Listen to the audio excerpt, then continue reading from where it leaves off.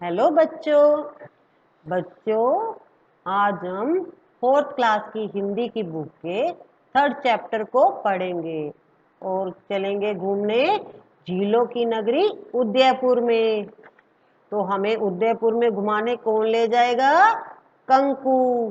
कंकु उदयपुर में रहती है तो कंकु कहती है मैं कंकु हूँ, मैं उदयपुर में रहती हूँ। बच्चों जो इसके शब्दार्थ है ना इस पाठ के, वहां अंडरलाइन के ऊपर ब्लू पेन से लिखे हुए हैं, आप अपनी नोटबुक में लिख लेना। तो चलो अब हम चलते हैं उदयपुर घूमने। आइए आपको मैं झीलों की नगरी उदयपुर के बारे में बताती हूँ।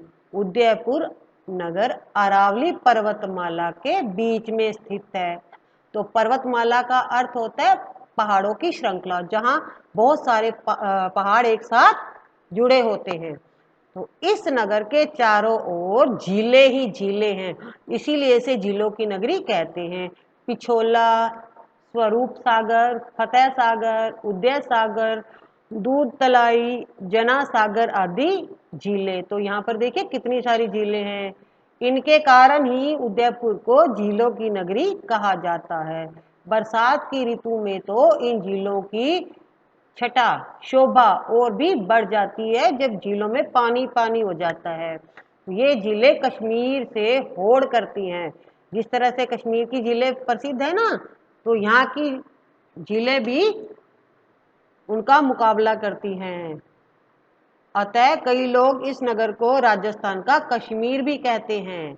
फतेह सागर के बीच बना है नेहरू उद्यान। उद्यान का अर्थ होता है बागीचा। इन झीलों के पानी से ही जग निवास तथा जग मंदिर नाम के जल महल भी हैं।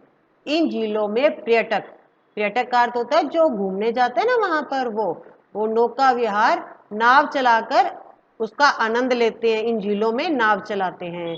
रात्रि के समय, रात के समय जब यह उद्यान बागीचा तथा ये महल विद्युत विद्युत का अर्थ होता है बिजली, बिजली के प्रकाश से जगमगाते हैं और इनकी शोभा देखते ही बनती है। बहुत सुंदर लगते हैं ये महल।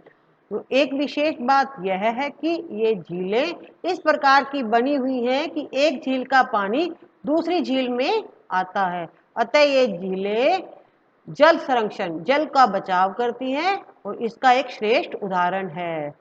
इस झील में ही उत्तर की ओर एक सौर वेधशाला, जिसे कहते हैं सोलर ऑब्जर्वेटरी, भी बनी हुई है। इसमें वैज्ञानिकों द्वारा सूर्य की गतिविधियों का अध्ययन किया जाता है। उदयपुर नगर में कई ऐतिहासिक तथा दर्शनीय स्थल है। घूमने के, देखने के बहुत पुराने पुराने स्थान हैं। पिछोला झील के किनारे महाराणा प्रताप के वंशजों का भव्य सुंदर महल है। इसमें कांच का काम तथा चित्रकारी अद्वितीय है। अद्वितीय का अर्थ होता है जिसके समान दूसरा ना हो। तो यहाँ पर जो कांच से और चित्रकारी की गई है, ऐसी चित्रकारी और कहीं भी नहीं की गई है। फतेह सागर के किनारे पूरब और मोती मगरी नाम की प्रसिद्ध मशहूर ऐतिहासिक स्थल है जो बहुत पुरानी है। इस पर चेतक घोड़े पर सवार महाराणा प्रताप की विशाल प्रतिमा है, बहुत बड़ी मूर्ति है। उसी परिसर में महाराणा प्रताप के सहयोगी हकीम खां सूरी, भामाशाह, भीलू राणा, पूंजा, मन्ना, झाला आदि की प्रतिमाएं, मूर्तियां भी हैं। ध्वनि प्रकाश कार्यक्रम के माध्यम से यहाँ मेवाड़ की गौरव गाथा, मेवाड़ की कहानी को बताया जाता है। इससे दर्शकों में राष्ट्र प्रेम की भावना का संचार होता है। यहाँ दिन रात पर्यटकों का आना जाना बना रहता है। पर्यटक जैसा कि बताया है जो घूमने जाते हैं ना वहां पर। फतेह सागर के पास ही उत्तर में स्थित एक पहाड़ी पर नीमच माता का सुंदर मंदिर है। यहाँ प्रतिदिन रोज श्रद्धालुओं का तांता, मतलब बहुत भीड़ लगी रहती है, तांता लगा रहता है। इस पहाड़ी के पीछे ही प्रताप गौरव केंद्र बना हुआ है। यहाँ महाराणा प्रताप की 57 फीट ऊंची प्रतिमा मूर्ति है। यह प्रताप की 57 वर्ष की आयु में स्वर्गवास होने की याद दिलाता है। ये बताता है कि जब महाराणा प्रताप 57 वर्ष के थे तब उनकी मृत्यु हुई थी। यहाँ एक थिएटर भी है। थिएटर आपको पता होगा ना, सिनेमा घर जहाँ फिल्म देखने जाते हो, तो यहाँ पर एक थिएटर भी है। इसमें महाराणा प्रताप के जीवन संघर्ष से जुड़ी एक डॉक्यूमेंट्री फिल्म दिखाई जाती है। इसके अतिरिक्त, इसके अलावा यहाँ कुछ अन्य प्रतिमाएं भी लगी हुई हैं, बहुत सारी मूर्तियां हैं वहां पर। उनके साथ उनका संक्षिप्त एक छोटा सा परिचय भी लिखा है। यह एक प्रेरणा स्थल है जहां विशाल भारत, गरिमामय राजस्थान तथा गौरवपूर्ण मेवाड़ का दिग्दर्शन होता है। पूरी जानकारी मिलती है यहाँ पर हमें राजस्थान की और मेवाड़ की। फतेह सागर के पश्चिम में एक पहाड़ी पर सज्जनगढ़ का किला है।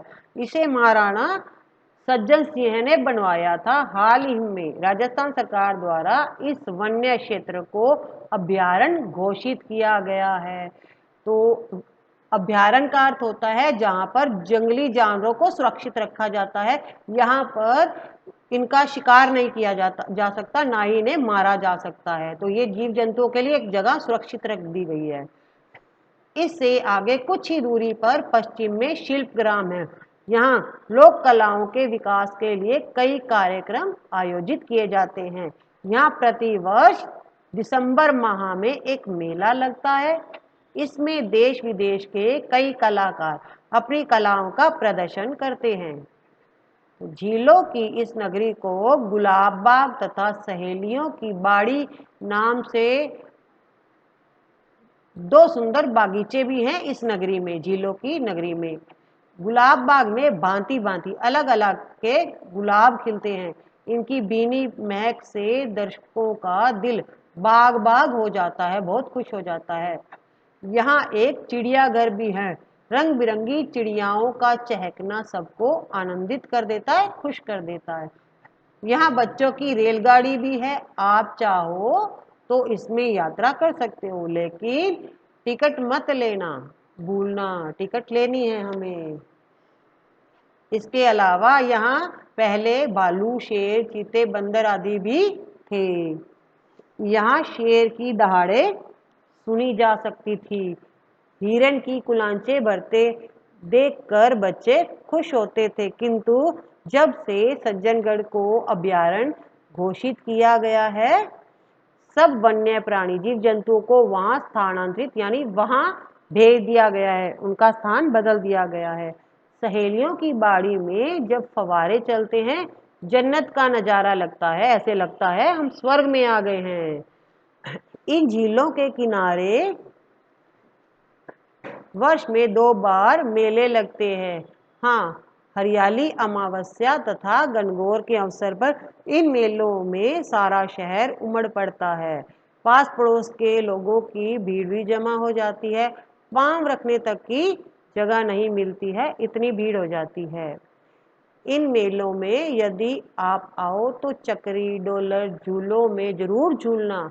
हाँ, इतिहास में प्रसिद्ध इस नगर में भारतीय लोक कला मंडल भी है। यहाँ भी लोक कलाओं के विकास पर योजनाएं बनाई जाती हैं। इस संस्था की देश विदेश तक अपनी अनूठी पहचान है, अलग ही पहचान है। यहाँ कई प्रकार की कठपुतलियां हैं। उनका नाच तथा करतब देखकर सभी दर्शक आनंदित हो जाते, खुश हो जाते हैं। ये सभी बातें इस झीलों की नगरी की सांस्कृतिक धरोहर है, जो संस्कृति से जुड़ी विरासत है। यदि आप इन सब का आनंद लेना चाहते हो तो मेरा निवेदन है, पधारो मारे देश। तो बच्चों, आज हमने झीलों की नगरी उदयपुर के बारे में जाना। तो इस बार जब आपकी छुट्टियां हो तो आप कहाँ जाओगे घूमने? यस, झीलों की नगरी उदयपुर में। बच्चों, नेक्स्ट वीडियो में हम इसके क्वेश्चन आंसर करेंगे। Thank you.